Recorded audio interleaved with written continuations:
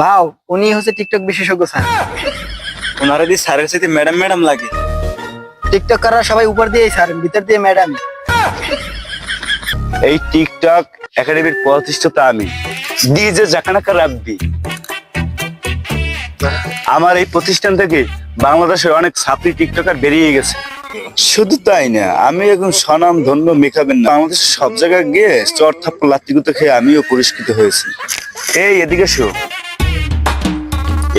এই একাডেমি থেকে সে সার্টিফিকেট নিয়ে বড় টিকটকার হয়েছে। সেই টিকটকে ভবিষ্যতে রাজ করবে। টিকটকে রাজ করবে, কিন্তু কেমনেও রাজ করবে টিকটকে। যাব আমি দুবাই, সাথে থাকবে অস্ট্রেলিয়ান গাবি, ভাই ব্রাদার ভিডিও দেখবে, সাথে থাকবে ভাবি।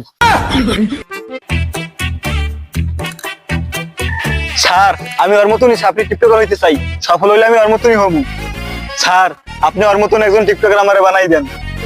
এরকমই টিকটকার তুমি যদি হতে চাও, তোমার 3টা রুলস মেনে চলতে হবে। প্রথম রুলস, তোমার টিকটকার হতে গেলে তোমার ছাত্রী হতে হবে। তোমার গেট আপ নেওয়ার দরকার নাই, তোমার অলরেডি ছাত্রীর মতোই দেখে। দ্বিতীয় রুলস, তোমার ভিতরে কোনো লজ্জা শরম থাকা যাবে না। স্যার পুষ্পা বাবার এমনিতে কোনো লজ্জা শরম নেই। 3 নাম্বার রুলস, না এইটা খাও। এটা কি স্যার? আরে এটা তো গন্ডারের মুখ। কিন্তু স্যার এটার কাজ কি? আরে এটা প্রতিদিন সকাল বিকাল 2 বার পান করতে হবে। আরে এটা খেলে যখনই পাছার গু মাথা চলে যাবে, তখনই মাথা থেকে টিকটকের কন্টেন্ট বের হবে। কিন্তু স্যার কেমনে বুঝবো উনি একজন সফল ছাত্রী টিকটকার হয়েছে? যখন দেখবা যে তোমাদের কমেন্টে শুধু গালি, যে গালি ছাড়া কোনো কমেন্টই নেই, তখনই বুঝবা যে তোমরা বাংলাদেশের সফল টিকটকার হয়ে গেছে। চলেন ভাও, তাইলে আমরা কাজ শুরু করে গিয়ে।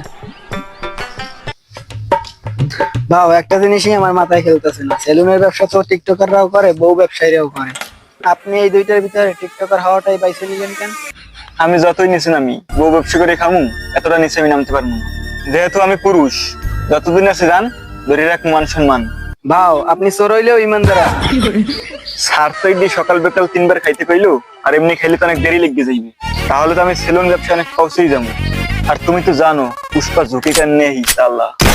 আরে ওষুধ তো জানে না যে সকাল বিকাল খাবে বলে, আপনি একবারে খাই বলা। তুই তো ঠিকই কইছস।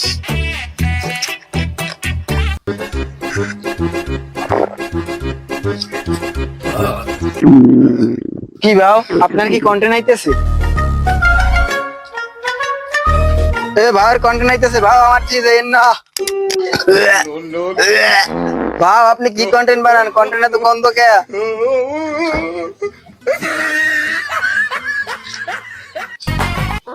স্যার না কইলো এইটা খাওয়ার পর কন্টেন্ট মাথা দিয়ে বাইরে হইব, আপনার তো এই কন্টেন্ট পিছন দিয়ে বাইরে হইতেছে। আরে তেমন কিছু না, এটা বেশি খাওয়ার ফলে পেট খারাপ হয়েছে। আরে তোর কথা শুনে বেশি খেয়ে লাইছি, ডাক্তার এফিন নেই কয় টাইম মতন ওষুধ খেতে। ভাও অনেক বড় পার্থক্য আপনি কইবেন, ডাক্তারের মধ্যে পার্থক্য শুধু একটা স্বরে হওয়া। ভাও তাই দেখেন কোনো কন্টেন্ট আহেনি। তিতে টিকটক, তিতে টয়লেট। যেহেতু টয়লেটের কন্টেন্ট, টয়লেটে বেশি চিন্তা করুন।